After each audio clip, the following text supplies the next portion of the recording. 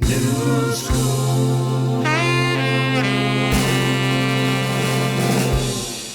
All right, well, welcome back to Noob School. Today I've got a good friend going back a long time, David Wyatt from Wyatt Law. He's got his own law firm, and he does a lot of specialization now in entertainment law and in sports as well. So I thought it'd be very interesting to hear from David how he built his law firm, how he chose law, and then how he decided to make a specialty out of sports and entertainment. So welcome aboard, David. It's an honor to be here, John. Thank you for having me on Noob School. You're welcome, awesome. Man. You're welcome. You have been not only a good friend, but you've been quite a fan of the Noob School. I am a fan. I mean, when I went to see you to talk about, we were talking about this podcast or something, and man, you had the book out, and it was all like, you had little notes in it and everything. You really read it. I did read it. Well, I mean, first of all, let me just say I'm a little bit starstruck because, you know. Yeah, right. I have been following your career, and you have helped shepherd a lot of friends of mine who I respect a lot. And yeah. Their respect for you is legend. Yeah. And so when I saw you were putting your book out, I was like, man, I need some help in sales. And it was great. It was good. So, yeah. Well, thanks for saying that. We all need help in sales. Me too. I'm always working on trying to find some thing to do better. But yeah, a lot of those people that you went to school with at Clemson, we hired on as salespeople at our company DataStream. And Todd Lorbach, obviously one of your good friends who did that. He's one of the few that has not been on the podcast yet. I don't know how that happens. Yeah, he just won't. He won't. He's elusive. Yeah, he is elusive. He is elusive. He lives in Portland. That doesn't help his chances either. But when he gets back here, that'll be good. You know, Todd was. I think I've talked about it before, but Todd followed the formula of literally, I'm just going to outwork everyone. He would get in earlier, he would skip lunch, he would stay late, he would make twice as many calls. And it was just amazing how fortune followed that work ethic. You know, not a lot of people want to sign up for that play, but that's a pretty good play. It's a good play. Yeah. Good play to run. Yeah, that's right. People don't want to sign up for that, but it's kind of a sure thing. Yeah. Because we, as managers, we would see someone working that hard, we'd be like, we got to give this guy a better territory or some mentoring or something. So it works that way everywhere, doesn't it? Well, I think that is the harder, and my dad used to say, the harder I work, the luckier I get. Yeah, I think that's exactly right. But you did go to Clemson, and what did you major in there? I started in engineering. Okay. And, in engineering, I took an econ class. And in econ, they give you some credit for making some assumptions. Yeah. And in engineering, they really don't do that. And it was all stacking up on each other. So after a couple years of that, I was like, wow, Yeah. I'm going to assume that I'm not going to need this engineering degree. Yeah. And I'm going to switch to econ. Okay. So I graduated with the econ. Okay. Had a minor in law. Okay. And did you think you would go to law school? Yeah. Okay. Yeah. Okay. But not as an engineer though, or were you thinking that? Well, I had been in a lawsuit. I was in a lawsuit when I was in high school. I was in a wreck, and local attorney here who was awesome, Paul Foster. He was my lawyer, and of course my uncle's a lawyer, and he's awesome and influenced me. But being involved in that wreck, and we had to try that thing twice. It was like, yeah, I like that. I like that. Yeah. Sort of being able to go into the courtroom and represent people and champion causes and help people out. It was great, and get a little bit of ability to put on a show, if you will. Yeah. And so that's kind of fun. And anyway, so when I was thinking about school and people were advising me, they said, you go to engineering, #1 school in the country at Clemson. If you get in, you can always transfer to something else. And if you want to be a patent attorney, you gotta have that law degree, or you have to have that engineering degree to be a member of the patent bar. So, when I switched out of engineering, I was like, well, there goes my patent law practice. So, Yeah. That's all right. It's worked out. Still all have right. other ones. It's funny. I thought I wanted to be a lawyer too, and I majored in political science down at Citadel in Charleston. And I was obviously a little bit older than you are, but I had no clue. One of the reasons I did the Noobs book is because I didn't know what the heck I wanted to do really, and I was frustrated by that. And so I think the book is meant to try to help people figure it out. But I thought I wanted to be a lawyer, And I went to see a guy down there in real estate who's very successful in Charleston.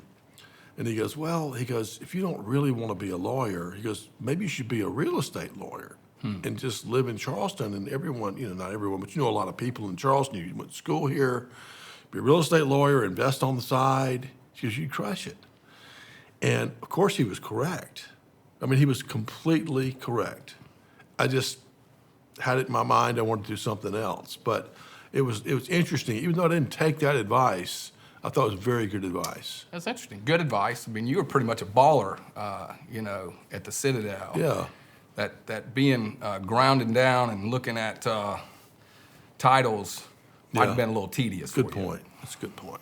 Maybe that's what it was. I don't know. And then after Clemson, you did go to Carolina Law School, South Carolina. That's right. Right? Yep. Now, how did that feel walking on that campus, the enemy? I grew up a Gamecock fan. You did? Yeah. Okay, I didn't know that. My mom is a huge Gamecock, and she's a huge football fan. She's the biggest football fan in the family, and so I watch games with her. And the first football game I went to was the Gator Bowl with George Rogers, faced off against Hugh Green at Pittsburgh, and so I was a Gamecock fan, and of course I loved the burgundy. I didn't necessarily like the orange, but I did have, my granddad was a Clemson guy. He was the editor of Taps, and my big brother and sister both went to Clemson undergrad, and as I mentioned, it was the #1 engineering school in the country. So I went to Clemson and fell in love with the place. I mean, it's an awesome place. But when I went to Carolina, again, you got ACC, you got SEC. To me, I was able to distinguish those, and I remember the first football game, I showed up down there at Williams-Brice outside tailgating, and some of my big Gamecock fans looked at me, and they're like, what are you doing down here? I was like, man, I'm a student. I'm coming to cheer. Well, you're not you can't do that. And so it's been an interesting, and when I started at Leatherwood, sometimes I would pull for the Gamecocks, sometimes I'd pull for the Tigers, when they played each other. Yeah. Sam Outten, one of my mentors, some people called him the tour mentor, but that's a whole nother story. Yeah. But he was like, Wyatt, look, man, you went to Clemson undergrad. You're confusing people out here. Quit, confusing people. You're pulling for Clemson don't act like you're a Gamecock. When they tee off against each other, you're a Clemson. Any other day, I'm okay with you pulling for the Cock. So, that's my story about the Clemson Carolina. But, I do find, and I love what's going on down there now. So it's great. Yeah, good. It's a good rivalry. Good. It is a good rivalry. It is. It's a good rivalry. Pretty healthy, I would say. Pretty healthy. Sometimes it gets over the top. But. And you kind of, you had your roots in being a lawyer from your high school experience and then from your uncle, so you kind of had that exposure to see what it was like. Right. Yeah, and again, that's part of the Noob's book, is I think most people, they very often they go with kind of whatever they get a glimmer of, but they don't see everything, and I think that people would do better if they saw more choices. It really is, and especially today, careers have changed, and what can you do? And it is, I think you're right. That new book really does put you on a lot about who you are, self-reflection, habits, and exposure to things that you never know. I mean, you got to follow those gifts that you've been given, but also the things that you like. Yeah. Because if you don't like it, right, then it's drudge. Right. Yeah. So when I met with you, you were moving like the next day. Where's your office now? Well, I've moved twice. Okay. Since then. Okay. And I was. It's right. You were the last appointment that I had at the field house. I'd been in the field house. Those guys were great. Yeah. David Glenn and the baseball place. Yeah, that's right. Yeah. And I had about a 30-day notice to move out, and I found a spot. But my dad has a spot. My dad runs the Wyatt Institute of Real Estate. Oh, really? So right there, when you're coming in off 385, I tell people he was the original tweeter. He had putting those pithy sayings on his sign. How long has he been doing that? Well, he's been there for over 50 years, and wow. I don't know how long that sign, he's been putting those sayings up there. I do know that Billy Carpenter stood up, I think, at one of the city council meetings and said, this is a landmark. So they kind of helped keep that sign there when they were widening the highway. Good. But I'm right across the street from him right now. He's my landlord on 1 Whitsett Street. Okay, one was it. Okay, I know exactly. Well, that's cool. I did not know that was your dad. Yep. That is an institution. But one thing about, being a lawyer, I mean, you go to law school and you learn the law in your specialty. But when you have your own law firm, you're now a businessman. That's right. You're a business owner, and you're in charge of the finances and the taxes and the selling and the marketing and all that stuff. So talk to us about that. Yeah, it's one of those things. I grew up with Leatherwood, great law firm, great place to train, and then went off into some smaller firms, Dana Mitchell, and ended up with my own firm. And you realize that, like you said, law school doesn't necessarily teach you how to be a small businessman. Right. So Right. there's the services that you provide in the legal field, but and it's products and services that you can develop and define, and then it's a matter of really keeping track of all of that to where you stay in business, you grow, you're intentional about things so you don't get overwhelmed. It's easy to get overwhelmed with work, and you got too much stuff in the house and you can't manage it. So it really has been one of those things that, hey, this Noob School's book also helps you keep on the focus. And Good. And, Is there any certification or course or anything that a lawyer would take when they're going out on their own? there are courses out there that you can take, and I have invested in some of that. I found that book called Traction. Gino Wickman was pretty good at just I love that helping me figure out the sort of the vision, 10-year, 3-year, 1 year, and put it on a quarterly track. So it's been very helpful. Good. Okay. And then you've also, lawyer, business owner, also a professor. So you teach as well at what school? I teach at the University of South Carolina School of Law. So at the law school in Columbia, Okay. Joe McCullough taught me there, Yeah. sports and entertainment, when I was there. And about 15 years ago, he asked me I started just guest lecturing once a semester. I'd come in and teach sports one class, and then entertainment in the fall. And he, about 15 years ago, said, why don't you co-teach this with me? And so it's been fun. It's been great. Drive down there on Thursdays. We've got our exam review coming up in this month in April, and then they'll take a take-home exam. But and then sports law next fall. Working on hopefully get Lee Steinberg to come in and teach them up. But it's great because. So have you found with that many classes under your belt where they know you as professor and expert in your field, have you gotten, like, from that network of people, have you gotten any new business? Oh, yeah. Yeah. Yeah, I think that being known in the sports and entertainment world, there's not a lot of sports and entertainment lawyers in South Carolina. Yeah. When I told folks that I wanted to be a sports and entertainment lawyer, I believe I was in an interview with Sam Outen and Joanna Searle, and they busted out laughing. Just busted out laughing, thinking I was kidding. And, I am one to kid around a little bit, probably not as much as I used to be, but they could tell I wasn't kidding. I was serious about that. If I was serious about one thing, I was serious about that. And they were like, oh, yes, of course. You can be a sports and entertainment lawyer here in Greenville, South Carolina. Just make sure that you get your billable works and you get your billable in every year. And, but 27 years later, it's worked out pretty well. And, so I think that when you think about sports and entertainment in South Carolina, my name does come up pretty frequently. And Have you gotten involved with is it NIL, NIL? the name, image, and likeness?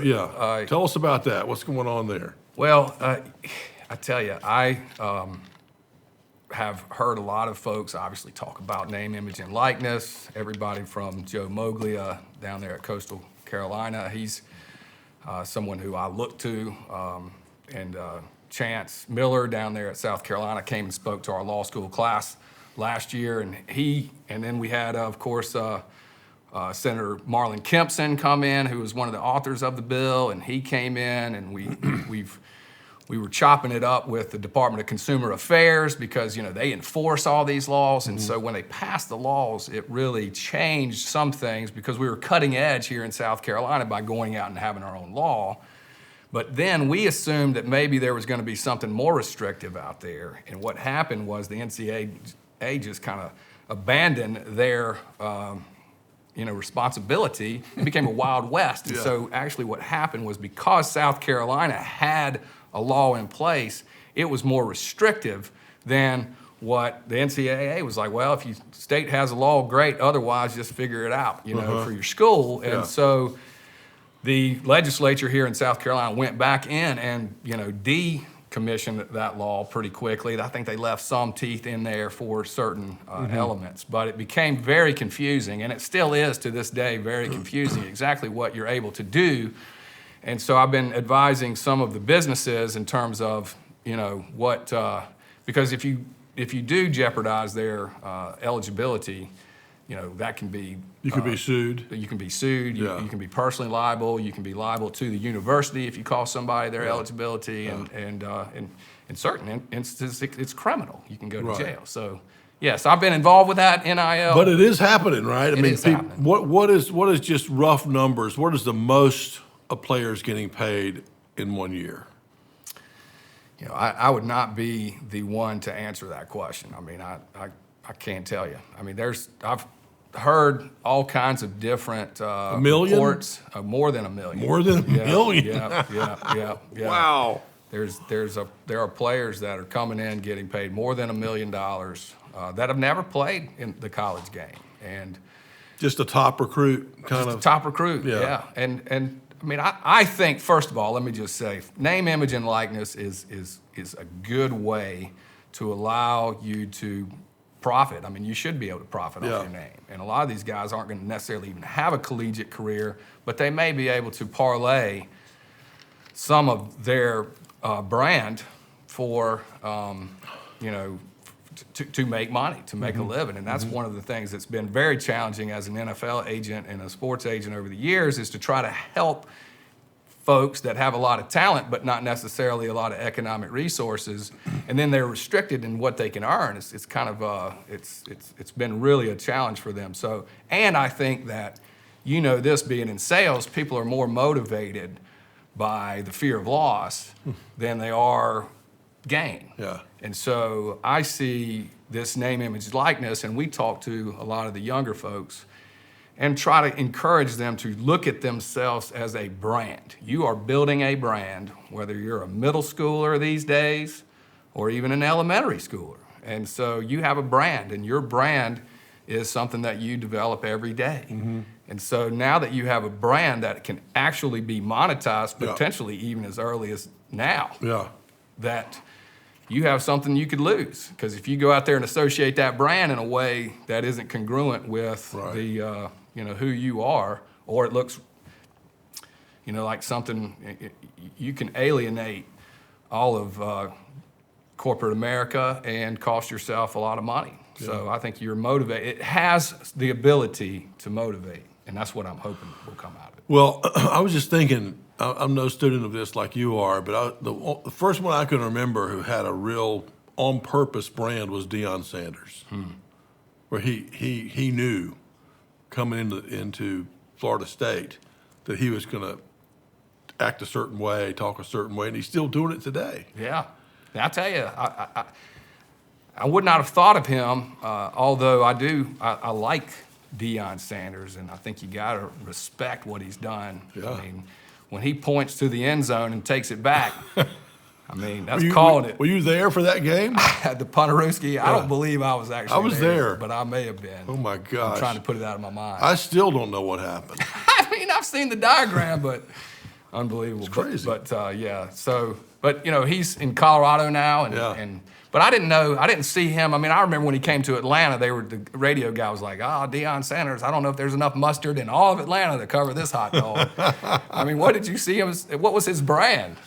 Well, I This mean, Neon Dion. Dion, yeah, he was styling and profiling. He was a little bit of almost like a Ric Flair, type guy in football. Yeah. He was cool and lots of rhymes and stuff. But anyway, Give a shout out to Rendrick Taylor, who was one of my clients, a big Clemson fullback that is now his strength coach out there in oh Colorado. really? So yeah, that's so awesome. That's awesome. Well, we'll see what he does out there. It wouldn't surprise me if he does real well. yeah, I hope he does. But he's a heck of a recruiter.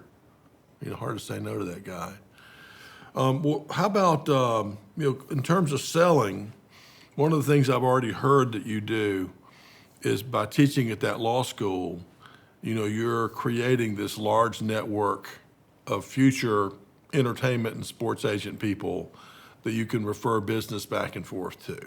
Is that part of the plan? Well, I don't know that I was smart enough or intuitive enough to know that that would actually happen, but that has happened.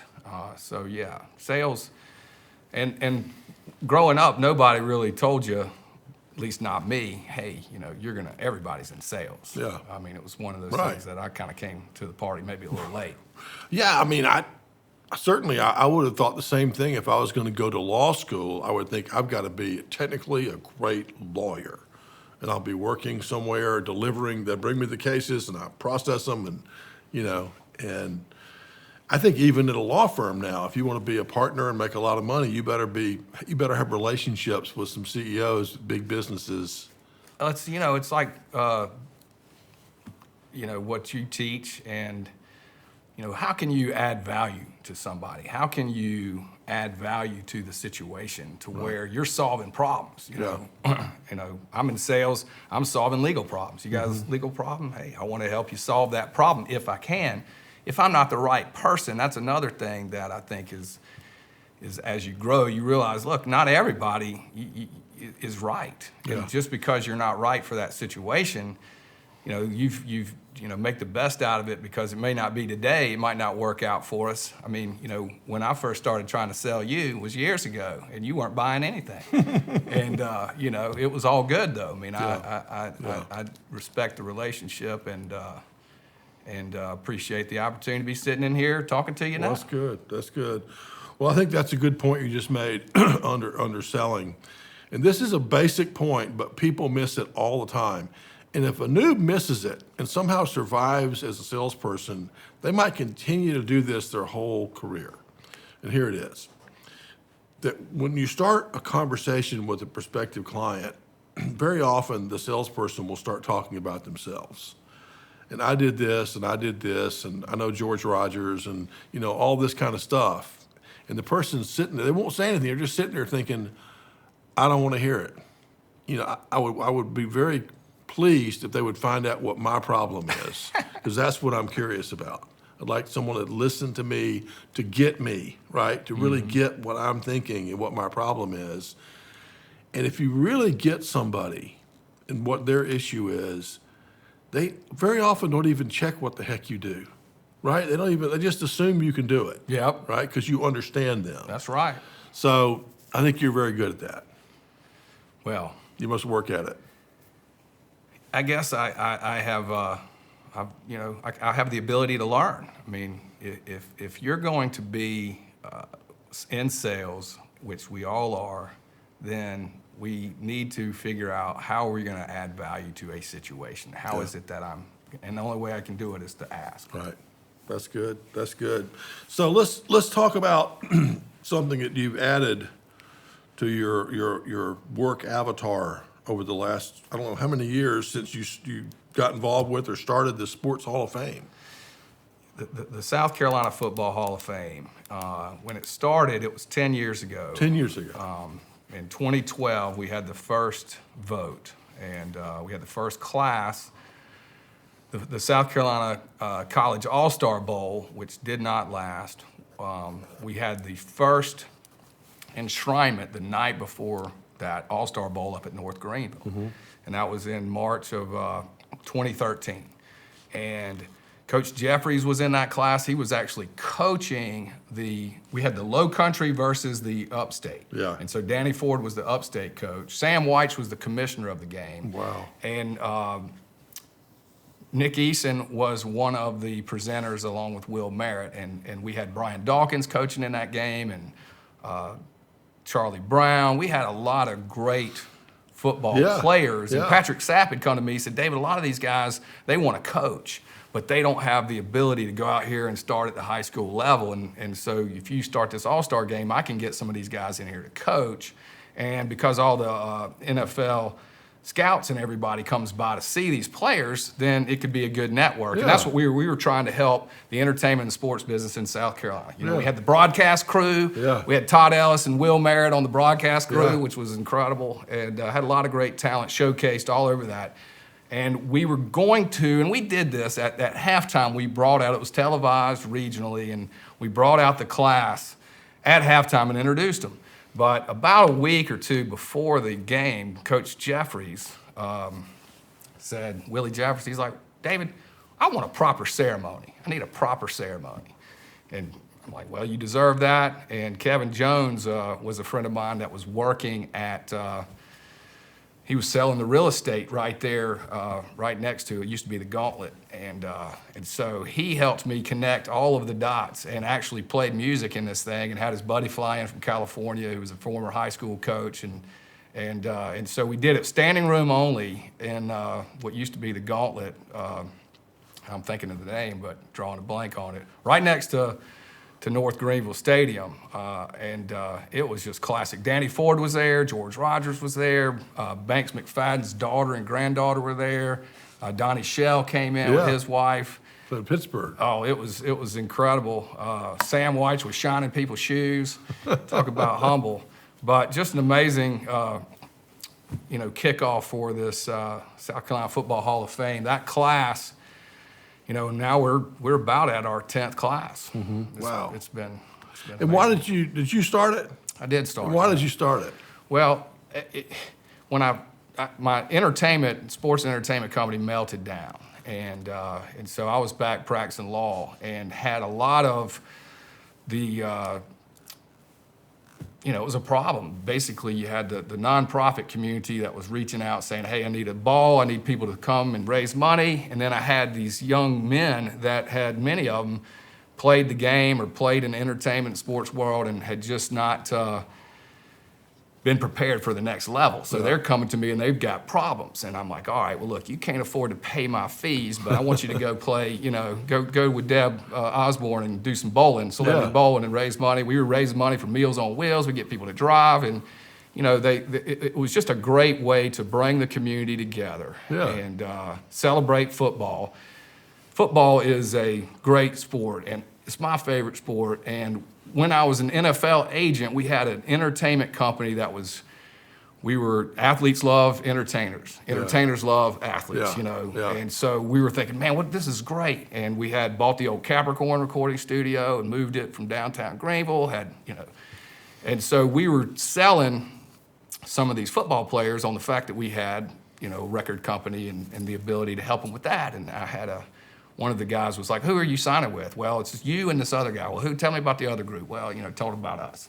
What do you like about them? Well, they do entertainment too. He's like, well, let me ask you this. What are you going to do? He said, what do you mean? He said, well, are you a musician? He said, no. He said, how are you going to make your money? He said, well, I'm going to play football. He said, well, that's all we do is football. Good line. That's a good line. I said, we need something that's just football, South Carolina. When you think about South Carolina, if you're a marketing guy and you're going to be selling South Carolina, and I say to you, you can't use the natural resources or just the people. Then, I think you might come up with football. This is something that we do well. We're great. It has national significance. We're the South Carolina Football Hall of Fame. Great leadership, and I think we can solve a lot of problems through football. Yeah, it's serious down here. Serious. Well, that's cool. And so you've done it for 10 years now, and you've got the next event coming up. It's like in 3 weeks? It's in April the 20th, we have the Bridge Builder Excellence Award, which is like our high school Heisman. All these are great players. When you see the top 10, we have 84 nominated across the state, and all of those guys are winners. I want to make that point because that's what we're doing. We're celebrating, recognizing, and encouraging excellence. We're bringing the top 10 to do like a Heisman ceremony up here. And that'll be April 20th at Zen. At Zen on Main Street. April 20th on Zen Main Street, right across from the baseball stadium. And then the 21st, we'll bring the winner of that event, which is Bridge Builders, to the Hilton on Haywood and do our 10th enshrinement class, which is, it's going to be on fire this year. So if somebody wanted to come to the South Carolina Hall of Fame on the 20th, the 21st, how would they do it? Go to scfootballhof.org, scfootballhof.org. The Hoff. Yep, just click on that, buy tickets, and if they're not sold out, you're in. All right, I love it. Love to see you. I love it, that's great. Well, again, I think you have a real good handle on sales. And I wondered, besides the book, of course, did you have any other, did you take any other courses or study sales in any other way? I've done a lot of studying of sales. Okay. There's a book called Sales Dogs. It's a pretty good book out there.